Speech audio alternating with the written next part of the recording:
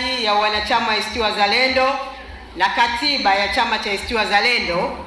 Sasa kwa heshima na taadhima, naomba nimkaribishe jukwaani mwanachama wa ACT Wazalendo Sheikh Ponda Isa Ponda. Karibu sana Sheikh Ponda.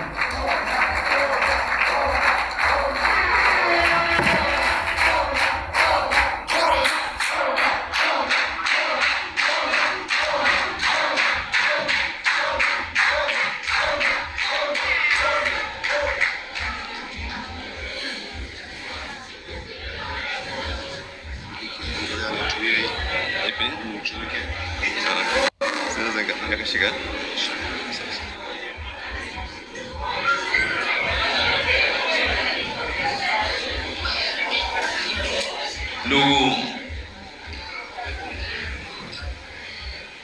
wanachama wa ACT Wazalendo na wengine, assalamu alaikum.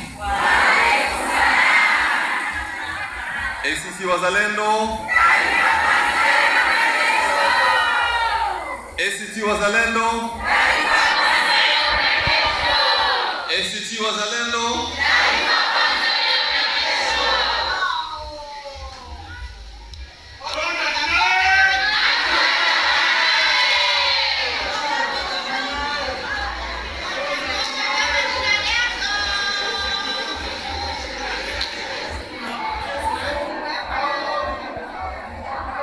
Ndugu zangu mlio katika ukumbi huu,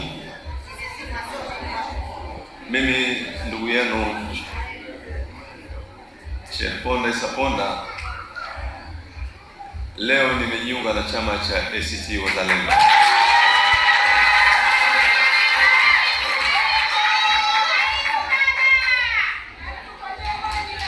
Lengo hasa ni kuhakikisha tunapata utawala wa sheria na uchaguzi huru na wa haki.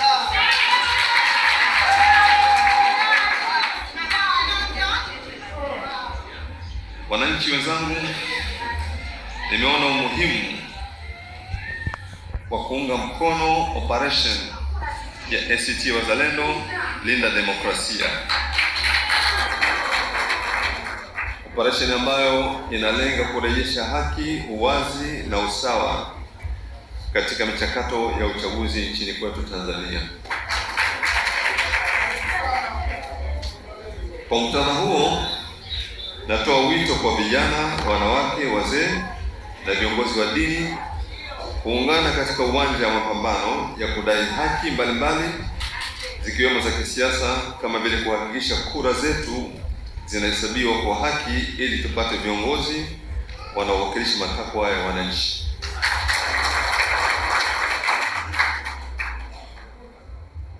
Ndugu zangu, mimi naamini amani ya kweli haiwezi kustawi pale ambapo kura zinaibwa, sauti za wananchi zinakandamizwa na sheria zinatumika kuwanyamazisha wale wanaosema ukweli.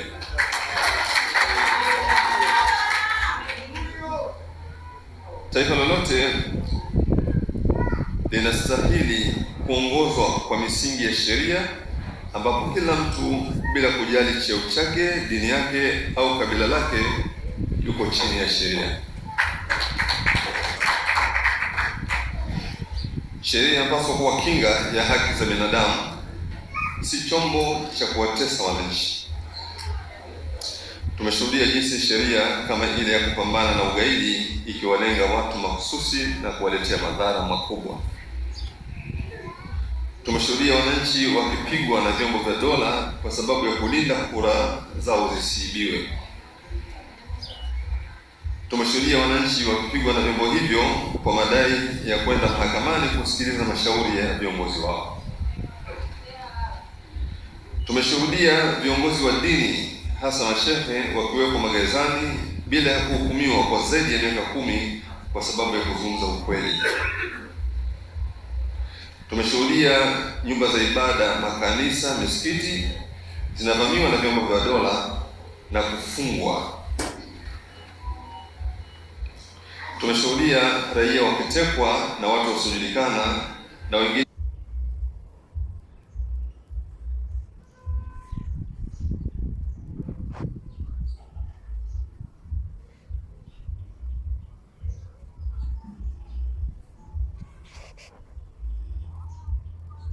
kuuliwa bila kupata ulinzi na utetezi wa bunge na isiwajibika na kuhakikisha kuwa sheria zinalinda haki mbalimbali za wananchi. Ndugu zangu, tatizo kubwa la nchi yetu ni kutokuwa na utawala wa kizalendo unaojali maslahi ya umma. Watawala wetu hawajali haki katika mambo mengi ya msingi na wala hawazingatii sheria. Athari za utawala wa namna hiyo ni kubwa na zinagusa kila kipengele cha maisha yetu. Zinagusa uchumi, zinagusa siasa, zinagusa usalama wa raia na mambo mengine muhimu ya kijamii. Lakini baya zaidi, athari hizo zimeharibu mfumo. Just imagine the ability to invest using AI to analyze asset movements over time. Kwa mfano, mwaka 1964 mataifa yetu mawili, Tanganyika na Zanzibar, yaliingia makubaliano ya kuunda serikali ya muungano. Makubaliano yalikuwa tenda baadhi ya mamlaka zake na Zanzibar itafanya hivyo.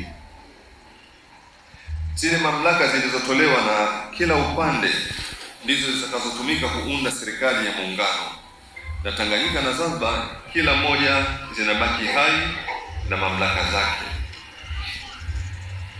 Lakini leo tunashuhudia muungano wa serikali mama ya Zanzibar na mtoto wake serikali ya muungano, lakini mzazi mwingine ambaye ni Tanganyika hajulikani alipo. Sasa ili kulinda muungano huo ambao si sahihi, watawala wamelazimika kuchakachua katiba ya nchi mara kadhaa, mpaka katiba iliyopo sasa imekuwa haifai kwa kiwango kikubwa.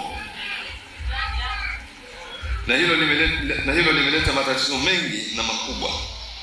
Kwa mfano, leo hii Wazanzibari wanalalamika kuwa mabadiliko hayo yametumika kuhamisha sehemu kubwa ya mamlaka wao na kuchukuliwa na Tanganyika iliyoko mafichoni.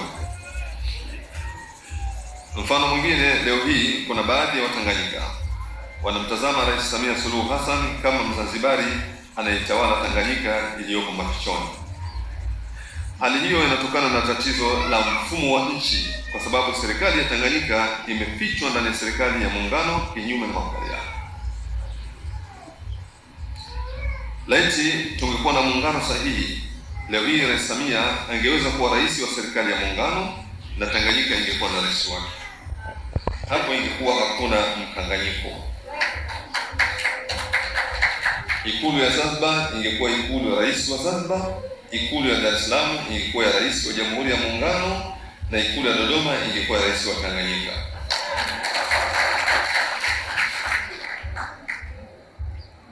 Ndio maana ninachokusudia kuonyesha katiba yetu imevurugwa ili kulinda mfumo huo mbovu wa taifa ulio, ili kulinda mfumo huu tulionao.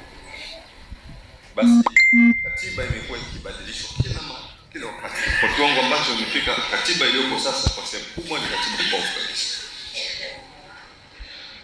Ndio maana wataalamu wote wanasema ili Tanzania ikomke katika matatizo mbalimbali yakiwemo ya kiuchumi, kisiasa, sheria na kijamii, lazima ipate katiba mpya inayorejesha serikali ya Tanganyika.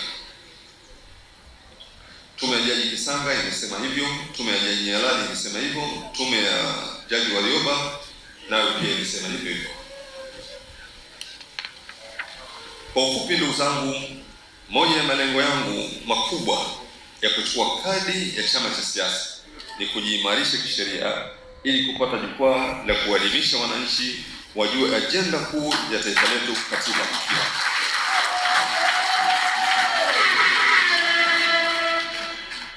na vile vile kuhamasisha wapiganie mambo ya msingi katika taifa lao. Ndugu zangu mnaonisikiliza, mapambano ya kudai haki si ya mtu mmoja wala ya chama kimoja, bali yanahitaji umoja wa wapigania haki wote, wale walioko katika vyama vya siasa, viongozi wa dini na kila Mtanzania anayejali mustakabali wa taifa letu. La mwisho ambalo ni muhimu ni viongozi wa dini kushiriki siasa. Uwepo wao katika vyombo vya maamuzi ni jambo muhimu sana.